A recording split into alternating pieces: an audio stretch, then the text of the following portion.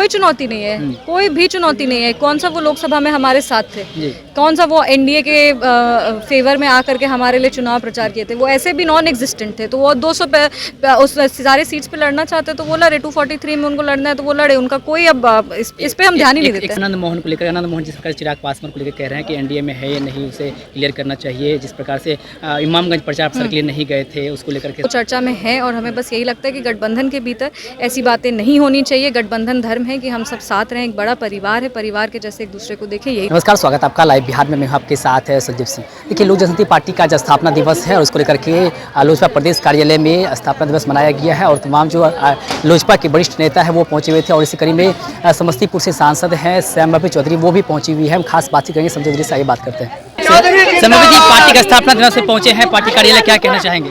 बहुत खुशी है, बहुत भावुक क्षण है, ऐतिहासिक क्षण है और सब कार्यकर्ताओं को धन्यवाद देना चाहेंगे। पार्टी के जितने पदाधिकारी हैं उनको धन्यवाद देना चाहेंगे, आभार व्यक्त करेंगे कि उनके अथक प्रयासों की वजह से, उनके परिश्रम की वजह से आज ये मुमकिन हो पाया है। हम अपनी पार्टी का 25वां स्थापना दिवस अपने कार्यालय में मना पाए हैं, अपने संस्थापक के लिए हम लोग भी कुछ कर पाए हैं, ये बहुत बड़ी बात है। आप सबको शुभकामनाएं हैं और हम यही प्रयास करेंगे कि आने वाले समय में लोक जनशक्ति पार्टी और उभर के निकले। जो 100% स्ट्राइक रेट को लेकर हम बात कर रहे हैं वो 100% स्ट्राइक रेट मेंटेन कर पाएं और बिहार विधानसभा में भी अपना परचम लहराएं। पार्टी दो गुट में बट गई, पशुपति कुमार पारस भी स्थापना दिवस मना रहे हैं, इधर आप लोग भी मना रहे हैं। हाँ। आपको क्या लगता है, जिस प्रकार से पशुपति कुमार पारस अब कह रहे हैं कि 243 सीट पर चुनाव लड़ने की तैयारी है, ऐसे में ऐलान भी करने वाले हैं, तो कितनी चुनौती होगी आप लोग के लिए? कोई चुनौती नहीं है, कोई भी चुनौती नहीं है। कौन सा वो लोकसभा में हमारे साथ थे, कौन सा वो एनडीए के फेवर में आकर के हमारे लिए चुनाव प्रचार किए थे, वो ऐसे भी नॉन एग्जिस्टेंट थे। तो वो 200 पे उस सारे सीट्स पे लड़ना चाहते तो वो लड़े, 243 में उनको लड़ना है तो वो लड़े, उनका कोई अब इस पे हम ध्यान ही नहीं देते। एक सवाल रहेगा आनंद मोहन को लेकर, आनंद मोहन जिस प्रकार चिराग पासवान को लेकर कह रहे हैं कि एनडीए में है या नहीं, उसे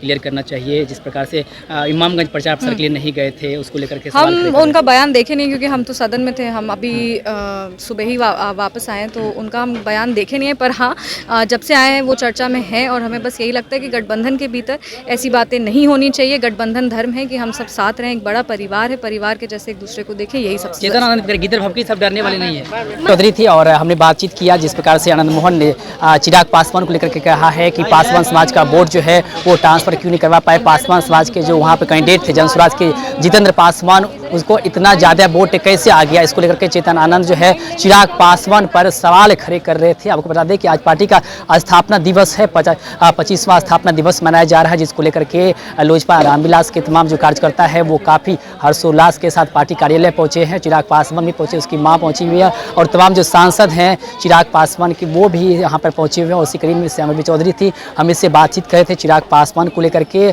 और साथ ही साथ जिस प्रकार से पशुपति कुमार पारस इन दिनों लगातार राजनीतिक में जो है जिस प्रकार से सक्रिय हैं और पार्टी के स्थापना दिवस जो है वो खगड़िया में मना रहे हैं, सरबन्नी में, और कहा जा रहा है कि 243 सीटों पर जो है वो तैयारी कर रहे हैं चुनाव को लेकर के। ऐसे में कितनी चुनौती चिराग पासवान को लेकर के लिए होंगे, इसको लेकर के भी हम संजय चौधरी से बातचीत कर रहे थे। साफ तौर पर संजय चौधरी करेंगे कोई चुनौती नहीं होगी और आनंद मोहन को लेकर भी हमने बातचीत क्या कुछ करते आप सुन रहे थे। अभी प्रतिक्रिया हमें कमेंट्स के माध्यम दे सकते हैं। आप देख रहे थे लाइव बिहार, बहुत बहुत धन्यवाद।